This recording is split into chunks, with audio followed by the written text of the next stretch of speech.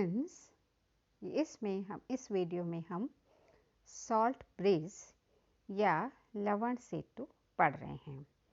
Last video में हमने type of electrodes पढ़े थे ओवर वोल्टेज के साथ, कंसंट्रेशन सेल्स पढ़ा था और कंसंट्रेशन सेल में हम एक सांद्रता इलेक्ट्रोड सेल पढ़ चुके हैं। आज हम इस वीडियो में दूसरे तरह के कंसंट्रेशन सेल पढ़ेंगे और उसके लिए हम एक सॉल्ट ब्रिज लेते हैं काम में। तो सॉल्ट ब्रिज या लवण सेतु क्या है? जब दो अर्ध सेलों को संपर्क में लाया जाता है। अर्ध सेल का मतलब जब दो इलेक्ट्रोड्स को एक दूसरे के कांटेक्ट में लाते हैं तो इन दोनों के विलयन सीधे कांटेक्ट में ना रहें, इसके लिए हम एक सॉल्ट ब्रिज या लवण सेतु का उपयोग करते हैं। अब लवण सेतु कैसा होता है तो हम नेक्स्ट स्लाइड में देखेंगे डायग्राम में। तो लवण सेतु या सॉल्ट ब्रिज एक उल्टे यू आकार की नली समझ लीजिए और हम इसमें एक ऐसा इलेक्ट्रोलाइट भरते हैं, ऐसा विद्युत अपघटय भरा जाता है जिसके धनायन और ऋणायन की गतिशीलताएं या मोबिलिटी एक जैसी होती है। जैसे उदाहरण के लिए हम पोटेशियम क्लोराइड या अमोनियम नाइट्रेट का सैचुरेटेड सॉल्यूशन संतृप्त विलयन लेते हैं। इसको हम यूट्यूब में भरते हैं और साथ ही साथ इसमें हम अगर एक जेल होता है, पदार्थ होता है जिलेटिन जैसा, उसके साथ हम इस सॉल्यूशन को गर्म करके इसमें भर देते हैं। जब ये विलयन ठंडा हो जाता है तो ये बिल्कुल जम जाता है और फिर चूँकि बंद करने इनके मुंह, तो मुंह पर हम या तो कॉर्क लगा देते हैं या ग्लास फूल लगाकर इसको बंद कर देते हैं, जिससे क्या होगा कि अब सॉल्यूशंस जो हैं वो बाहर नहीं निकल सके। किस तरह के होते हैं सॉल्ट ब्रिज तो हम इस स्लाइड में देखते हैं।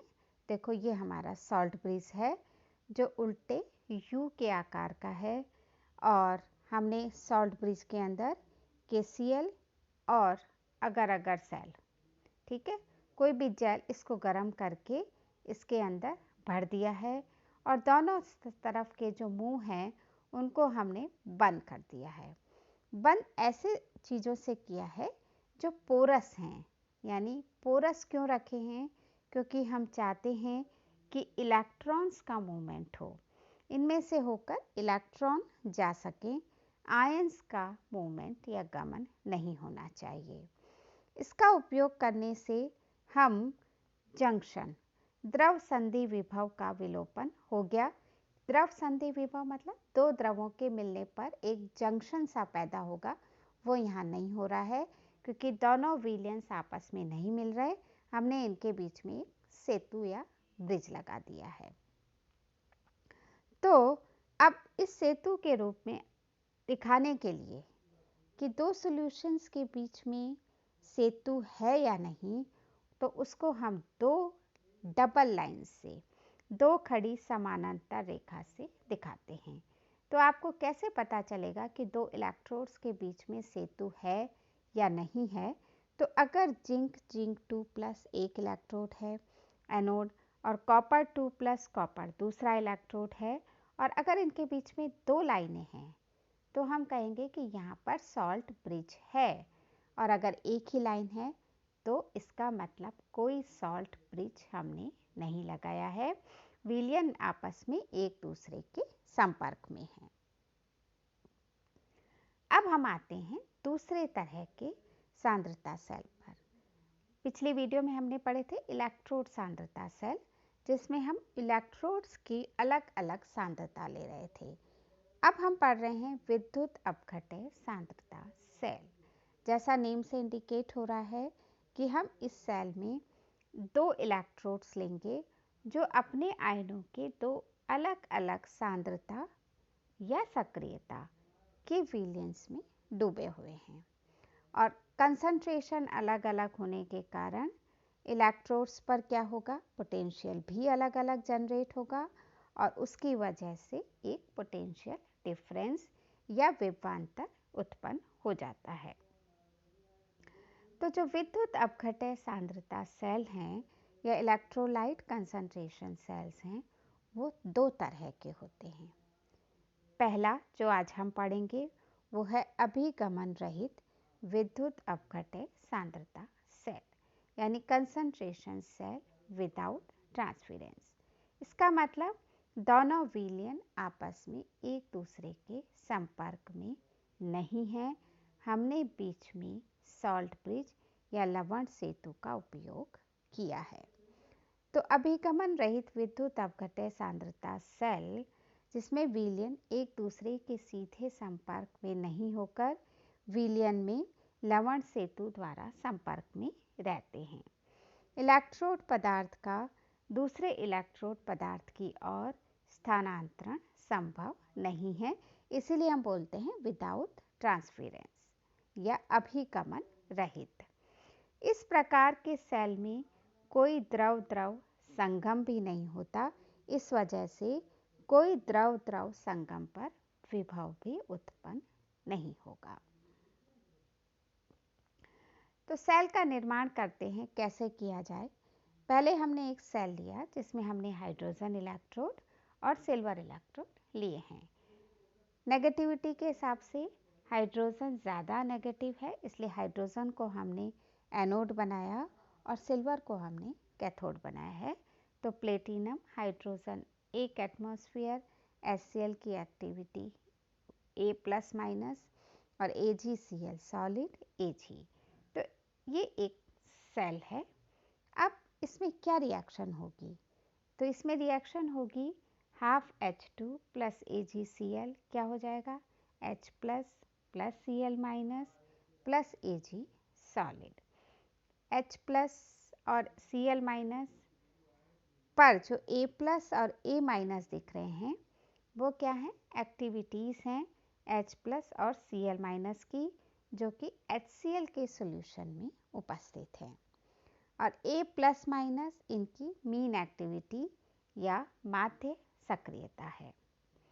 ऐसे दो सेल, जो पहला ऊपर सेल दिख रहा है हाइड्रोजन और सिल्वर इलेक्ट्रोड का, ऐसे हम दो सेल लेते हैं और दो सेलों को विपरीत दिशा से जोड़ते हैं। यानी एक हमने platinum hydrogen HCl AgCl Ag लिखा, ये एक सेल है।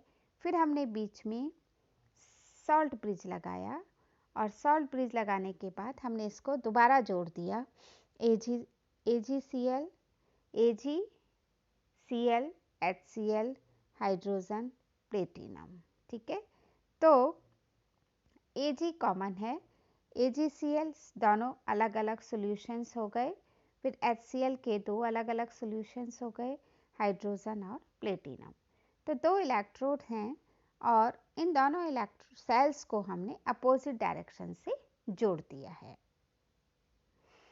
अपोजिट डायरेक्शन से जोड़ने के बाद अब जो दोनों सेल्स हैं उसमें क्या होगा? एक सेल एनोड की तरह कार्य करेगा और एक पूरा सेल कैथोड की तरह कार्य करेगा। तो जो बाईं तरफ का है वो एनोड की तरफ कार्य करेगा, तो उसमें होगा hydrogen gas plus AgCl gives H plus. Activity कितनी है? A1 और Cl की A1 प्लस AgS। जो दूसरा सेल है जो दाईं तरफ है वो कैथोड की तरफ कार्य करेगा और उसमें पूरी रिएक्शन उल्टी होगी, AgS plus H plus Cl minus, पर यहाँ एक्टिविटी हो जाएगी A2 gives half H2 plus AgCl और कुल रिएक्शन हो जाएगी कि H plus Cl minus of activity A2 gives H plus and Cl minus of activity 1, यानी H प्लस और Cl माइनस A2 एक्टिविटी के सक्रियता के A1 में कन्वर्ट हो रहे हैं। तो कुल मिलाकर पूरे सेल में कोई भी शुद्ध रासायनिक अभिक्रिया नहीं हो रही है, केवल HCl जिसकी मीन एक्टिविटी 2 है वो 1 में परिवर्तित हो रहा है। और इसके आधार पर अब हम नस्ट इक्वेशन लेते हैं और उस नस्ट इक्वेशन से हम विद्युत वाहक बल निकालते हैं। तो विद्युत वाहक बल निकालने के लिए सबसे इम्पॉर्टेंट चीज़ जो हम कंसंट्रेशन सेल्स में लेते हैं कि हम यहाँ पर E0 का मान 0 रखते हैं। वो मैंने आपको लास्ट वीडियो में बताया था, क्योंकि अगर हम एक्टिविटी 1 कर देंगे तो फिर किसी भी तरह से हमारा इलेक्ट्रोड पोटेंशियल जनरेट ही नहीं होगा। इसलिए जब हम सांद्रता सेल्स की बात करेंगे तो हम E0 का मान 0 रखते हैं। तो E हो गया -RT/F ln activity of products upon reactants. तो A+1 A-1 upon A+2 A-2, या माइनस साइन हटाना है तो RT/F ln A plus minus square हो जाएगा, एक्टिविटी ऑफ 2 का स्क्वायर, इसी तरह से A plus minus square activity का 1। अब हम जानते हैं कि A प्लस माइनस किसके बराबर है? A plus into A minus का हाफ। तो हम इसको लिख सकते हैं 2RT/F ln activity of plus minus 2 upon activity of plus minus 1। अगर हम इलेक्ट्रोलाइट्स लेते हैं और उस सपोज करते हैं हमने KCl लिया है और उस KCl में V प्लस और V माइनस पॉजिटिव और नेगेटिव आयंस, धनायन और ऋणायन हैं, और V उसके कुल आयन हैं। टोटल आयंस कितने हैं? V, और पॉजिटिव और नेगेटिव आयंस V प्लस और V माइनस हैं। तो हम इस इक्वेशन को ऐसे भी लिख सकते हैं कि 2RT/F की जगह E is equals to plus minus V number of total ions divided by V plus minus number of positive ions plus number of negative ions. फिर RT/NF नंबर ऑफ जितने भी इलेक्ट्रॉन्स हैं ln activity mean activity of 2 upon mean activity of 1। तो जो positive और negative science हैं जो हमने दिखा रखे हैं प्लस माइनस, वो किस पे डिपेंड कर रहे हैं? वो हमारा जो इलेक्ट्रोड है वो किसके प्रति उत्क्रमणीय है वो डिसाइड करेगा कि यहाँ प्लस साइन आएगा या माइनस साइन आएगा। तो अब उत्क्रमणीयता के लिए हमें इलेक्ट्रोकेमिकल सीरीज या विद्युत रासायनिक श्रेणी की बात करनी होगी। अगर हम ऊपर जा रहे हैं तो वो नेगेटिव के लिए होगा, और अगर हम नीचे आ रहे हैं तो वो पॉजिटिव के लिए होगा। अब अगर विद्युत अपघट्य है, कोई इलेक्ट्रोलाइट है और उसकी हमें मीन एक्टिविटी माध्य सक्रियता यानी A प्लस माइनस ज्ञात नहीं है, तो हम इस A प्लस माइनस को सक्रियता में भी परिवर्तित कर सकते हैं। और आपको नॉर्मली जो न्यूमेरिकल्स हैं उसमें सक्रियता ही दी जाती है, मीन सक्रियता नहीं दी जाती। तो अब E is equals to plus minus 1 upon V plus minus RT/NF ln A plus minus square 2 to the power V और A plus minus 1 to the power V। V क्या है? हमारी विद्युत अपघट्य के आयनों की कुल संख्या।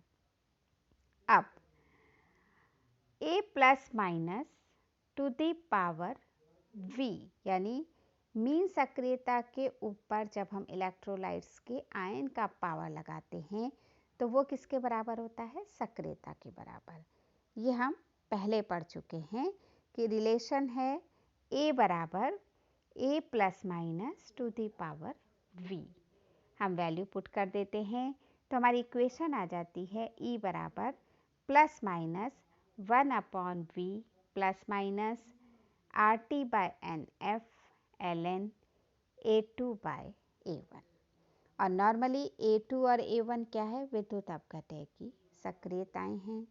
और आपको जब न्यूमेरिकल्स दिए जाते हैं तो उसमें सक्रियताओं की वैल्यू ही दी जाती है, माध्य सक्रियताएं नहीं दी जाती हैं। तो अब हम इससे बहुत अच्छे से समझ सकते हैं कि हमारा जो सांद्रता सेल है उसमें अगर हमें EMF निकालना है तो हम कैसे निकालें। एक बहुत सिंपल एग्जाम्पल हमने लिया है 298 केल्विन। 298 का मतलब हमने 25 डिग्री सेंटीग्रेड लिया है और आपको सेल दिया गया है सेल को आपको बहुत ध्यान से देखना है। कैडमियम, कैडमियम सल्फेट यानी कैडमियम इलेक्ट्रोड लिया है। लेड सल्फेट, लेड, ठीक है, लेड इलेक्ट्रोड है। फिर हमने लगाई 2 लाइन, और 2 लाइन का मतलब क्या है कि हमने यहाँ पर एक सॉल्ट ब्रिज लगा रखा है, लवण सेतु लगा रखा है। और फिर उसी सेल को हमने विपरीत जोड़ दिया, लेड सल्फेट, लेड हो गया, और कैडमियम सल्फेट, कैडमियम हो गया। ठीक है, तो इस तरह से हमने सॉल्यूशन को सॉल्ट ब्रिज लगाकर बीच में एक जंक्शन बना दिया है कि विलयन आपस में नहीं जा सकते। अब आपको एक्टिविटी दे रखी है कि बाएं सेल की 0.002 है और दाएं की 0.2 है। तो अब हमारी सिंपल इक्वेशन हो जाती है +/1/V ±RT/NF ln activity of 2 upon activity of 1। अब हम जानते हैं कि इलेक्ट्रॉन्स जो हैं वो, चूँकि दोनों नेगेटिव हैं तो पॉजिटिव के लिए उत्क्रमणीय है। धन आयंस की संख्या कितनी होगी? दोनों की वैलेंसी 2 होती है, तो V ±1 हो गया, और नंबर ऑफ इलेक्ट्रॉन्स 2 का ट्रांसफ़र होगा तो 1 हुआ, तो 1/1 खत्म हो गया। 2.303 RT/2F log 0.2/002। अब हम जानते हैं 2.303/RT/F को हम क्या लिख सकते हैं? 0.059/2 लिखा, और लॉग ऑफ क्या आ जाएगा? ये ऊपर करा तो लॉग ऑफ 100, और इसको जब हम सॉल्व करते हैं तो ये सिंपल आ जाता है 0.0591। तो इस तरह से आप किसी भी कंसंट्रेशन सेल का ईएमएफ कैलकुलेट कर सकते हैं। तो ये एक टाइप के कंसंट्रेशन सेल्स हैं जिसको हमने डिस्कस किया है।